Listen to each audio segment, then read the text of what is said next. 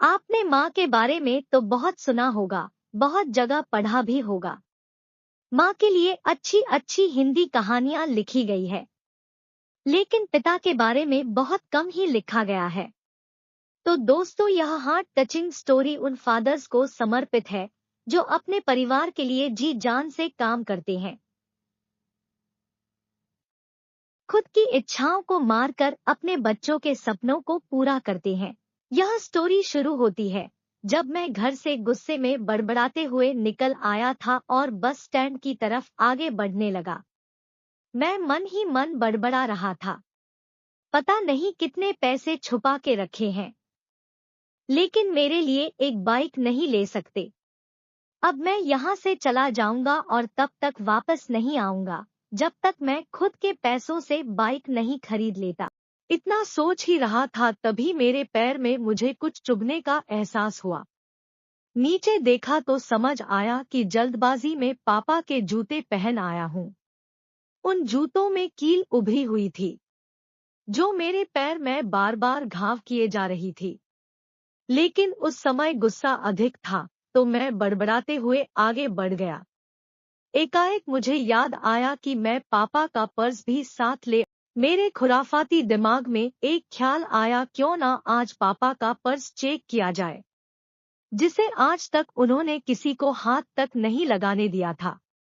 पता नहीं कौन सा खजाना छुपा है इस पर्स में, जो किसी को हाथ नहीं लगाने देते थे।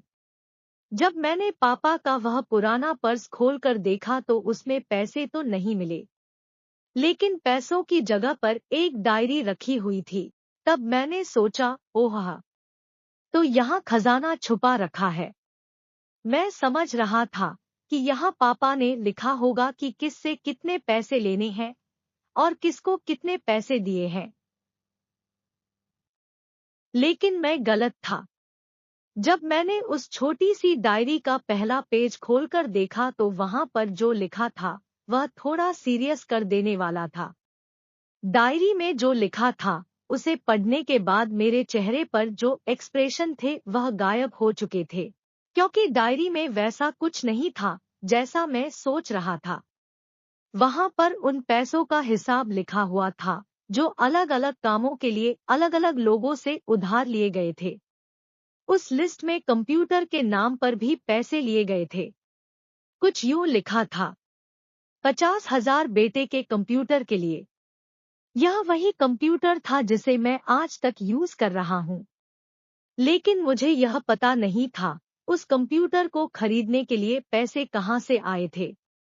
लेकिन आज पता चल रहा था।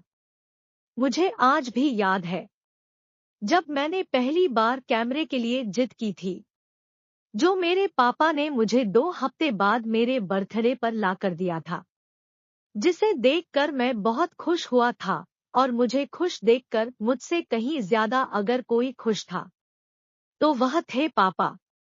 अब मेरे चेहरे से गुस्सा एकदम गायब हो चुका था।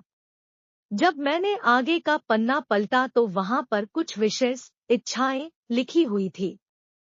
पहली जो विश थी उसमें जो लिखा हुआ था, अच्छे जूते पहनना।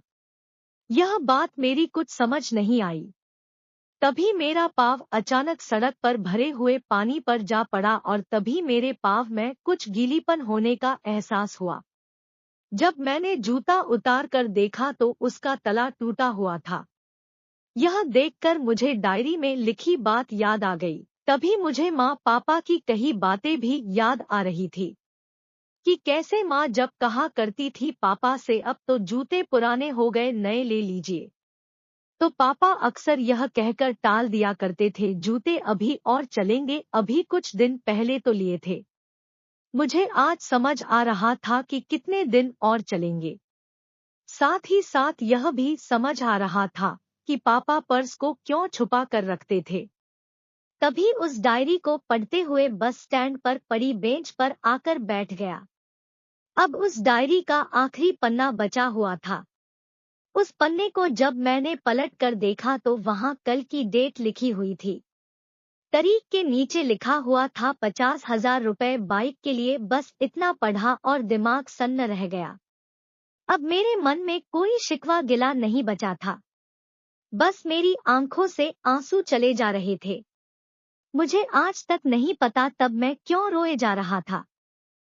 अब मैं जल्दी से घर की तरफ भागा, लेकिन जूतों की वह कील पाँव में अब तक घाव बनाने में कामयाब हो चुकी थी। मैंने जूतों को रास्ते में ही निकालकर फेंक दिया और भागते लड़खड़ाते हुए घर जा पहुंचा, लेकिन पापा घर पर नहीं थे। मैं समझ गया वह कहाँ थे। मैं सीधा पास वाली बाइक एजेंसी की तरफ भागा। पता नहीं आज कहाँ से इतनी ताकत आ गई थी कि मैं भागते हुए थक नहीं रहा था, और वह भी बिना जूतों के नंगे पैर। जैसे तैसे मैं बाइक एजेंसी पर पहुंचा। पापा वही थे। मैंने पापा को दौड़कर गले लगा लिया, और मेरी आंखों से आंसू रुकने का नाम ही नहीं ले रहे थे। पापा को समझ नहीं पा रहे थे आखिर हो क्या रहा है, मैं क्यों रो रहा हूँ। मैंने पापा से कहा, पापा मुझे मोटरसाइकिल नहीं चाहिए, आप अपने लिए जूते ले लीजिए। अब आज से मैं जो भी करूँगा अपनी मेहनत से अपने बलबूते पर पढ़कर करूँगा। दोस्तों, बस इतनी सी थी ये कहानी। More words, heart touching story in Hindi. यह हार्ट टचिंग स्टोरी लिखते हुए आज मेरी भी आंखें नम हुई है। मैं आज आपसे कहना चाहूँगा, ठीक ऐसे ही होते हैं हमारे पिता। हम अक्सर देखते हैं कि हम अपनी माँ से हर बात शेयर करते हैं, और माँ भी इसके बदले में हमें बहुत प्यार देती है। लेकिन एक शख्स ऐसा भी होता है जो हमें छुपकर प्यार करता है। वह होते हैं हमारे पिता। यह परिवार में एकमात्र ऐसा व्यक्ति होता है जो अपने बच्चों से उन्हें बिना जताए छिपकर प्यार करता है, खुद की इच्छाओं को मारकर बच्चों के लिए सपने देखता है, और उनकी खुशी में ही खुश हो जाता है। मुझे नहीं पता कि आप अपने पेरेंट्स की इज्जत करते हो या नहीं, लेकिन अगर आपके पास पेरेंट्स हैं तो आप बहुत खुश नसीब हो, क्योंकि इस दुनिया में बहुत से लोगों को तो पेरेंट्स का प्यार भी नसीब नहीं होता। अंत में मैं यही कहना चाहूँगा कि माँ बाप की भावनाओं का सम्मान करें। मेरा इस पोस्ट को लिखने का मकसद यही था कि मैं आपको बाप की फीलिंग से रूबरू कराऊं, क्योंकि माँ के बारे में लेखकों ने बहुत कुछ लिखा है, लेकिन बाप के ऊपर कोई नहीं लिखता। इस कहानी को लिखने के लिए मुझे अच्छी खासी मेहनत करनी पड़ी है।